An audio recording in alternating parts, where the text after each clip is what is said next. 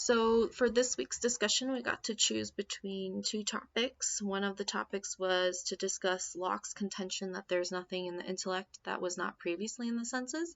And then the other prompt was on major contributions of rationalism in the development of psychology.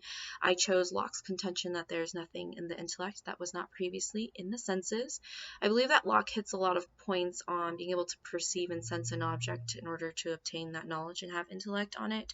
I do believe that there are certain things that we have to be able to see, we have to be able to hear, touch, taste, smell, all of that in order to learn about it. But no, it doesn't always just go on the bounds of those primary and secondary qualities that he was talking about.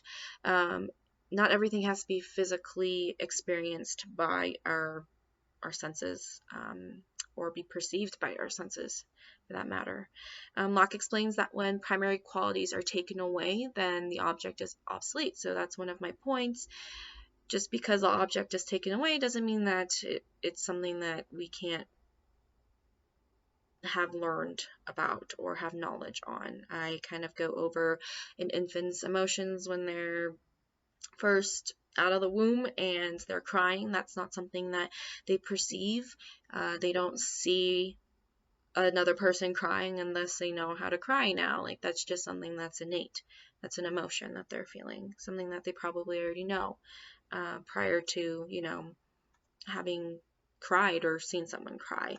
And then there's so much more to just that perception, like I had just spoken about, like cognitive perceptions that are involved that show that intellect is not gathered solely through our senses. So how do we act when we see something? It's not something that we have to perceive through our senses in order to know how to do and have an intellect on. Sometimes that's just a stored memory. Sometimes it's just a reflex. Sometimes it's something that you didn't know that you had learned in order to react to that certain situation. It just depends.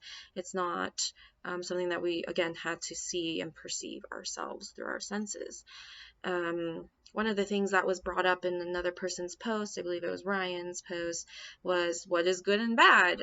Yeah, we may learn throughout life like what is good and bad, like culturally, but is that something that like we have to physically see or physically do ourselves in order to know and understand what good and bad is?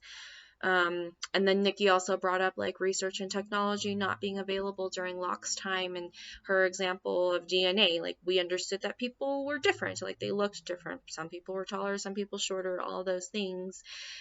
But it wasn't something that we could like physically see during that time, and it was a lot later, that we learned about DNA that kind of led to genetics and predispositions. And so a lot of these ideas kind of, for John Locke, I believe, he does have some statements that make sense. Like, we do need to sometimes see things or hear things or taste, smell, touch things with our senses in order to perceive it, but it doesn't always go the full length of having to have those perceptions of our senses in order to have intellect.